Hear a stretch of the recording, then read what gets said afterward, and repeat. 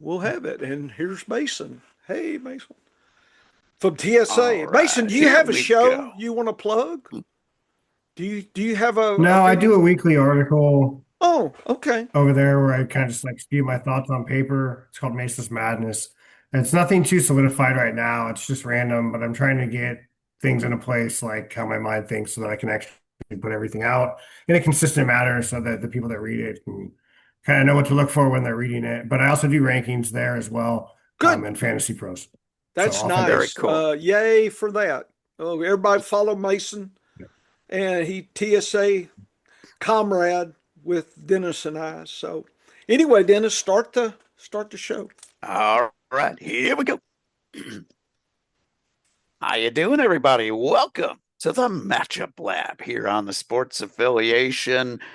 Dennis Michelson, the Professor John Bush, back for another episode. And Professor, you're doing a pretty good job. You are leading the pack when it comes to handicapping games here after 5 weeks. Win loss, I didn't know that I was that good, but see, that entices me to play two long parlays and I end up losing.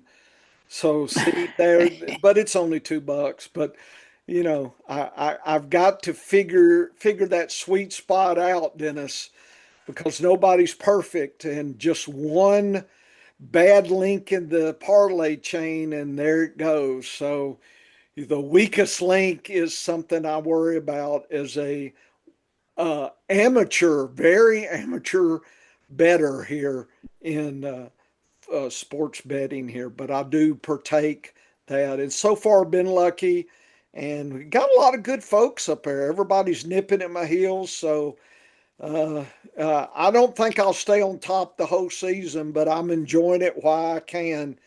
And but we got some hot dogs as colleagues over there, Dennis. They're hungry for the title, so we got to watch some of these TSA folks. Oh, They're very suspicious. We got to watch them.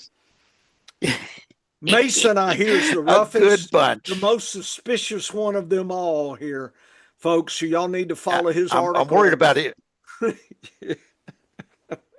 Yeah, I'm worried about Mason coming off the top rope Yeah, and nailing he us look here. he looks kind of rough But there. we always worry about that here up on the matchup lab. But Yeah, we usually I save my gripes for our other show yeah. over on the Science of Fantasy Football.com. But I'm going to have a gripe at myself. What? 2 weeks in a row, Professor. 2 weeks in a row, Yeah. I have changed three picks. Three What? picks changed it in our TSA thing.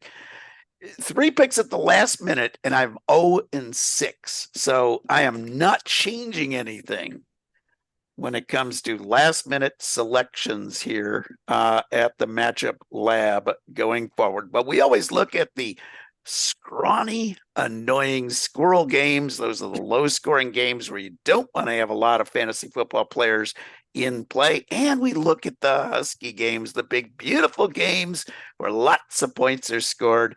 And those are the teams that you want to be selecting a lot of fantasy football starters from. So we always start with the squirrels, the annoying games, and no game will be more annoying when it comes to low score this week than Pittsburgh and Cleveland. So says Las Vegas. Yeah, let's see this. Here we go. Let me drink a little water. So 38.5 Yeah, or that's 38 is the over under. yeah, Pittsburgh. That's Yeah, that's pretty low when you look at it.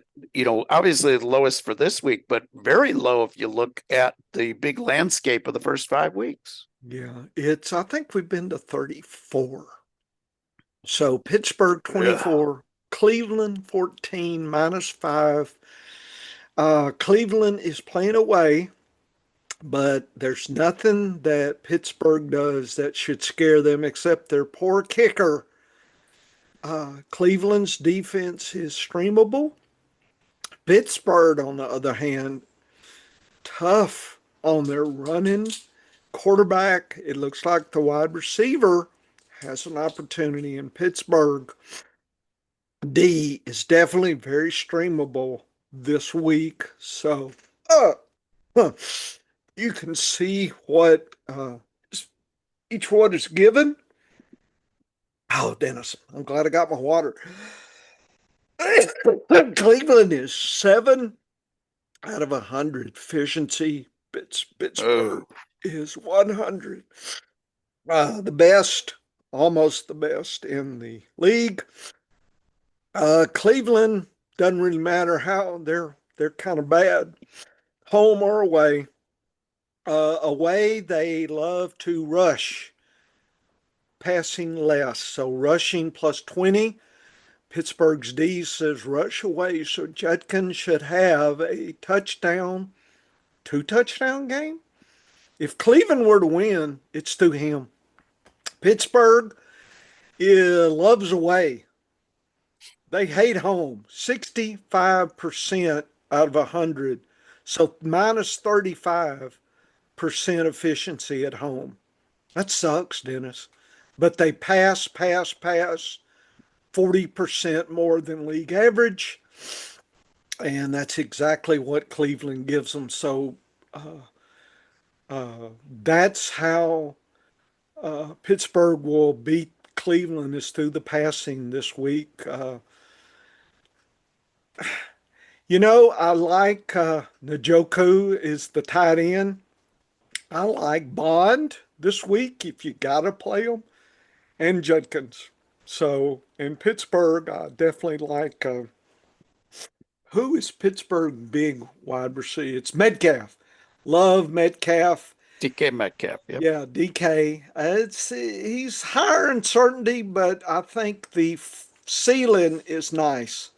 And Jalen Warren might have be back here. It just depends. If Cleveland does get ahead, I think Gainwell could be in more play, but I think Warren is going to get a shot here. So if you had Warren because he's been injured, maybe this is where. But he's going to have to really earn his biscuits. Extra tough, Dennis. Either one. So that's why I think DK has a pretty good game this week.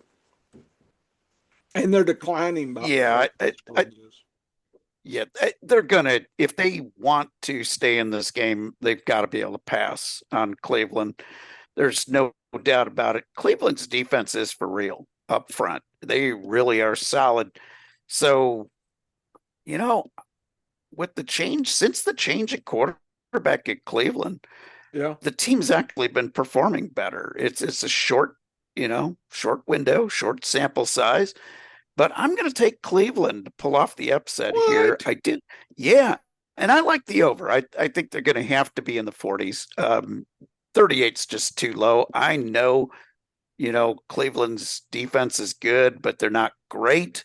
Rodgers will be able to exploit some advantages with DK Metcalf. Interesting player to watch for Pittsburgh this week. Calvin Austin is out. I'm very interested to see how Roman Wilson looks in this offense. He's going to finally get a chance, but heavy tight end usage for Pittsburgh again. Although I don't think either one is an advantage to play either Jonnu Smith or Freiermuth in your lineups unless you're really, really desperate. Love Cleveland this week. I'm not crazy about the wide receivers, but I'll play some Bond in some spaces.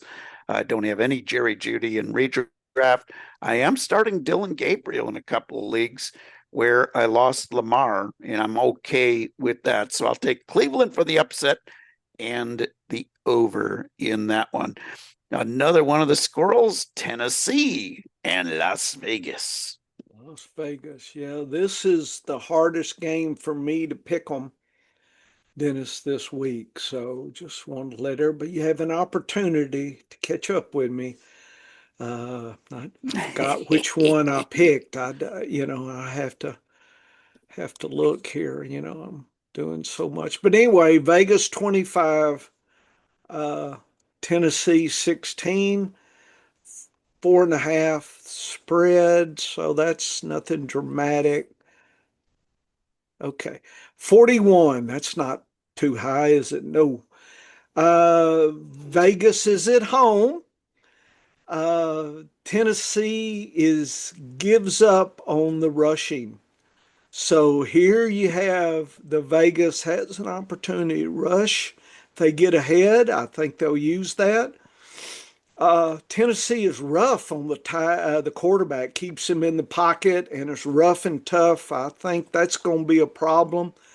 If they can pass, the defense, Tennessee's corners are not as strong as they need to be. Both defenses, folks, are highly streamable. I actually use both in my streaming plays this week. I really couldn't figure out which one had an advantage over the other. I think there's going to be lots of turnovers and sacks and goodness. So I hope, because look at the quarterbacks, Dennis, and that's something we probably need to follow up on. In games where it's both tough on the quarterback, is there sacks and turnover? In other words, do defenses really have that advantage that I think they will? Tennessee is away, but Pollard should get an opportunity. Some of the wide receivers should get an opportunity as well. And the kicker has a opportunity. And like I said, the defense are streaming. Vegas is the worst in the league in efficiency. Extra sucky. So even though they're favorite, their efficiency in the first 5 weeks has not been good. They're 32nd in efficiency. Vegas at home, loves at home, 20% better at home, but they're below league average in passing and rushing. So that's part of their efficiency is they just don't run or pass much, below league average. So what do? They don't do anything. So that's sad. Tennessee 38, almost 40. That's good. 4 times better. Tennessee loves home, but they're away. 33% less efficient away, Dennis. And they are both rushing and passing minus 17, minus 15. They are declining. So we have a Tennessee declining team that hates to be away and a Vegas who loves home, but they can't do anything with it. That is how I would describe this game in a landscape. So it's just kind of rock 'em, sock 'em, whichever one has the ball last. Who only gives up 8 to 10 sacks might be the winner because the other one may give up 20. Hell knows. This is going to be a crazy turnover fest. I'm hoping my streaming defenses could lead the way in scoring this week on this game. Yeah, I agree with you on that call on the defenses. I'm leaning into both Las Vegas and Tennessee's defenses if they were available.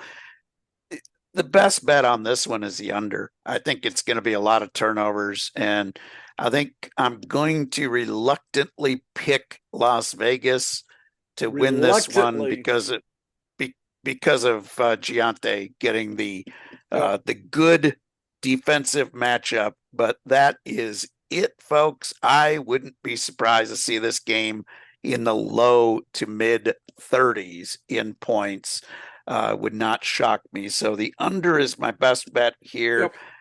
Las Vegas, because I didn't see any parlay, anything I'd want to hook up with parlays, unless it's the defense activities. Pick six. Maybe that's there's the bet, just which one's going to do it. There's your crazy bet. Crazy bet of the week. All right, let's get to the Husky games and let's look at one of the juicy ones at the top of the list. Let's look at Chicago at Washington. Yeah, and is that the Monday game? One of the Monday That's games. One of the 2 Monday night football games this week. Yes. Okay. 29-20, 4.5, 50 over under. That's pretty aggressive for these two teams here. We'll see. Is Jalen Daniels back? I think so. Yep. Good. Daniels will be back. That's why Washington's favored then. Chicago is away. Nothing worries me about Chicago's passing. Roma Dunze DJ Moore may get in. I think Cole Kmet is a sneaky play, gets you 3 catches and falls into the end zone maybe. So that might be somebody if you're trying to replace Strange. I wouldn't play the kickers or the D unless I gotta. I worry about Swift. I've got too many Swift shares, Dennis, to see this tough dab Oh yeah. situation. But it probably can't do anything but play Swift. I'm not happy about that. Washington is at home, so that's part of the spread. Basically, play them all for Washington. Rushing, passing, I wouldn't play the D. So I think Washington's more dynamic. They can rush and pass. Chicago is all about the pass. If Roma Dunze catches 2 or 3, Chicago could upset. I mean, it's almost depending how hot he can get. If he can get 2, 3 touchdowns, oh my goodness, this becomes a game and an over situation. Chicago's 66 efficiency, Washington 75, so they're about the same. Chicago's doesn't care where they're at. Chicago's away. That means they'll rush a little less, but pass a little more. Guess what? Exactly what is needed by the Washington defense. So it plays exactly, their tendency plays exactly into the script that Washington D wants to give them. That's very interesting. I love when that happens. I do need to go back and track that one day. I need some interns, ESPN. It is time to hire the old professor. I got lots of projects here that everybody would be interested in, some deep data studies. It would be all sorts of fun and tricks here if y'all let me have tons of interns. You'd be surprised what I'd come up with. Washington uh, uh, doesn't love home. They're 10% better away, so that's always tricky. And the Wow. split, yeah, look at that. 40%, 39% less rushing attempts at home, Dennis. That's weird. That's weird. And 20% more passing. So it looks like, let's see, McLaurin, is he in or out? If McLaurin's in, that could be good for him this week. And Yeah, Washington he is is out. improved. He is out this He's week. out. Okay. So who's up next? If is that Luke Well, McCaffrey? you got Debo Ah, basically. there You you go. got well, Luke There you McCaffrey go. would be the replacement. So there you go. Debo gets that touchdown. So there you take a Komet Debo in game parlay. There that ought to pay you some 10 to 1 right there. That's some nice odds. Washington is improving last couple games compared to their earlier part of the season. So that's something to stay as well. Vegas is aware of that.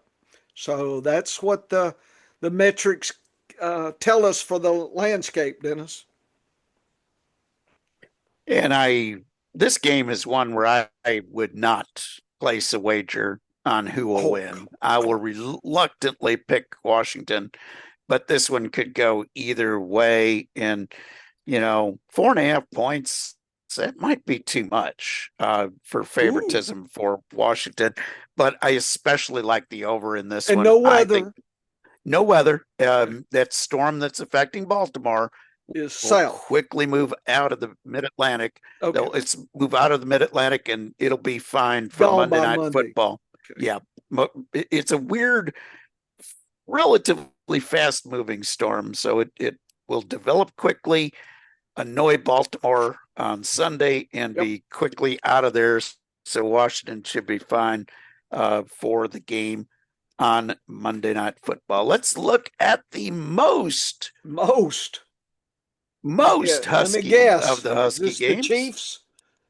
The Detroit Chiefs. and Kansas City on Monday What? Night Football. It's What? They amazing how always talk Kansas about the City is Chiefs, don't they? Yeah. often in the Husky games. It's Let's just see.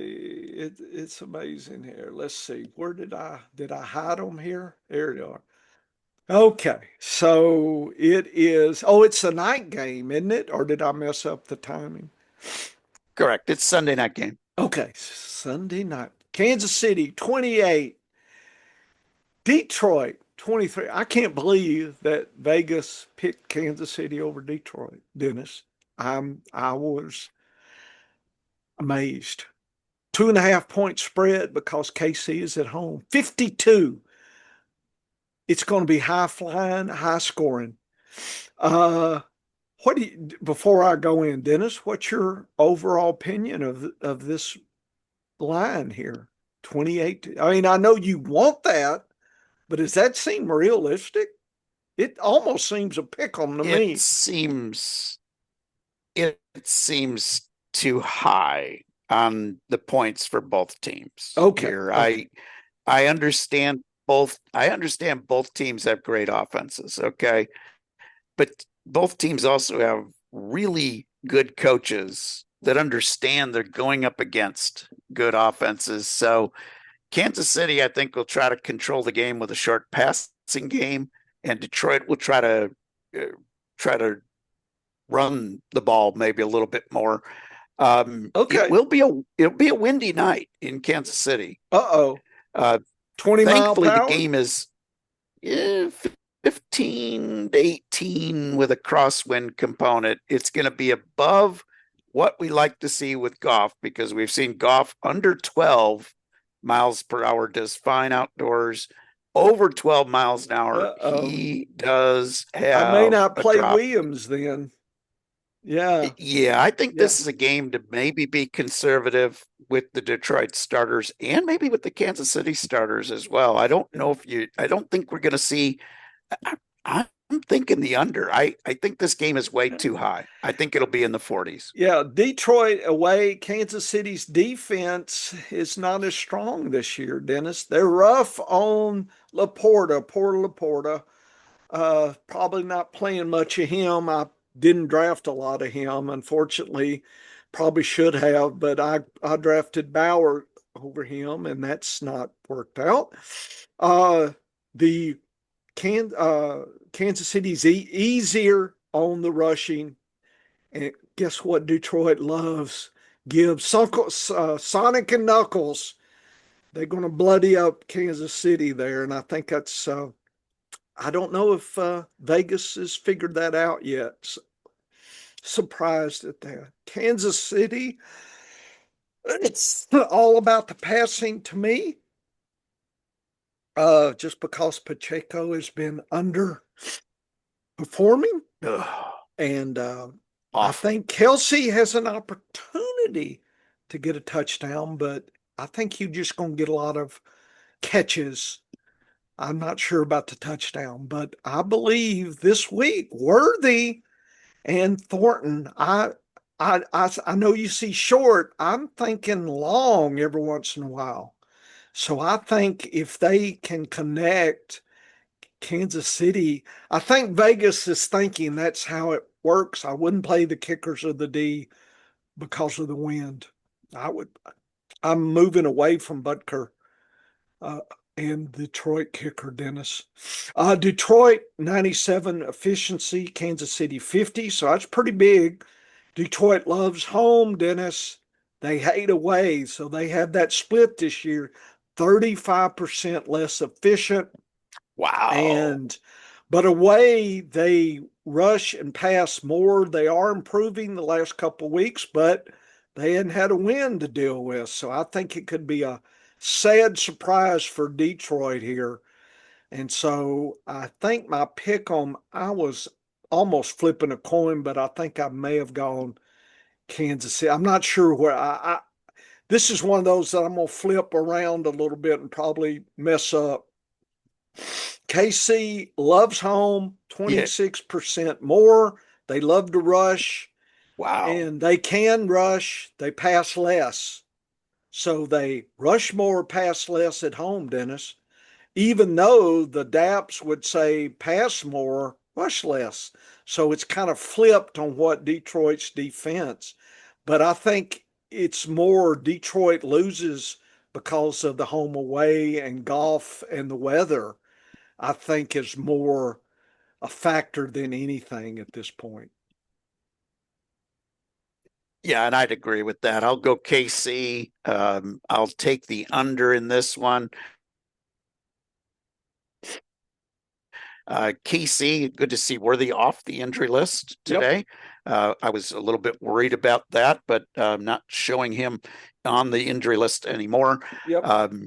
My only worry about the Kansas City passing game when it comes to the wide receivers is they do tend to split it up a bit when Rice isn't in the game. Last game for Rice to serve a suspension, he will be back next week, and I think we're going to see the targeting change quite a bit once he returns. You got to play Worthy. You got to take the big play chances, I especially like he Thornton for does get some reason. those short passes.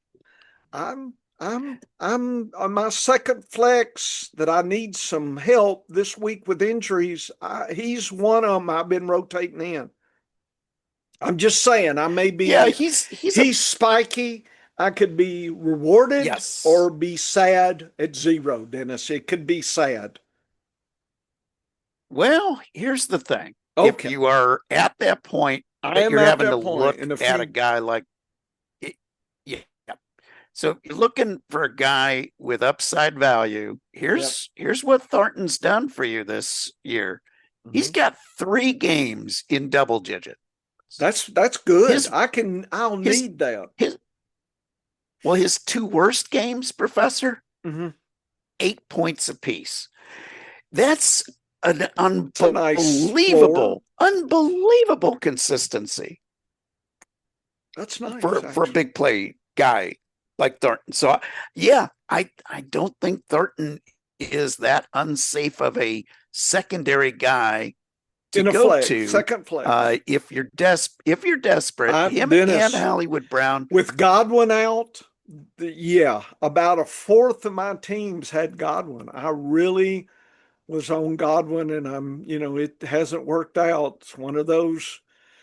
It's not the talent, it's just the injury. What can you do?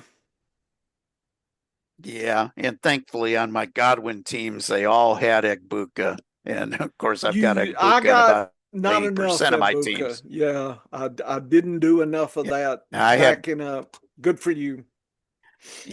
I had 80% of him this year. Have a lot of Egbuka, so that's been saving me with my Godwin teams. And now I get Rice back next week, so that will help a lot of my redraft teams as well. But tough handicapping. I don't feel very confident. Adds to the complexity. Yes, I don't feel confident on any of these 4 games that we have talked about this week. So head on over to the scienceoffantasyfootball.com. Check out our sister podcast, The Science of Fantasy Football. Check out all the articles and data. Of course, you can see most of that here on the sports affiliation page. Go over and like and subscribe to the YouTube channel for the sports affiliation. Of people we've been on. Oh, you're the Snap Crackle Pop with your elf hat. I'm ready to see that, by the way. Dennis, you need your Pick'em elf hat. You need a KC elf hat. Greg always wears his funny hat. You need a KC elf hat. So order that. I want to see that. That would be good. And we've been on some of the other shows. It's been really fun. And, there's great shows all week. They are good. Great shows all week long. And it's different perspectives, Monday, you got folks. I'm telling you, that is part of it that I think as a chunk play during your week that exposes you to a lot of thinking. And again, it's not following everything and everybody because you can't, because there's different opinions, but it makes you think about things and what are some concepts and stats and things you need to consider. Because you've got to move to think for yourself. You've got to learn to fish. We are not here to give you fish the rest of your life. We want to teach you how to fish. So damn it, it's time to start getting in your diary, write down who you like, maybe Mason's article, yay Mason, maybe his article helps you. If you don't write a diary and say, boy, that guy really knows something, how would you know next year Of course, when Mason gets on ESPN or something, he'll forget about a small fish. But until then, he's going to be a good, valuable tool over at the sports affiliation. I'm talking Mason up here. And being able to break down those matchups and understand those matchups, that's not something I do well. I'm a data guy. Okay, I can look at the data and give a good forecast of what's going to happen.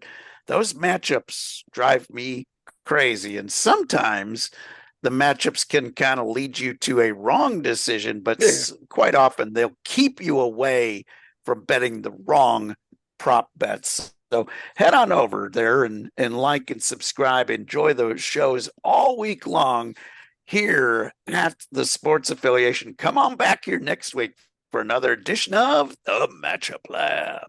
Get to work, folks.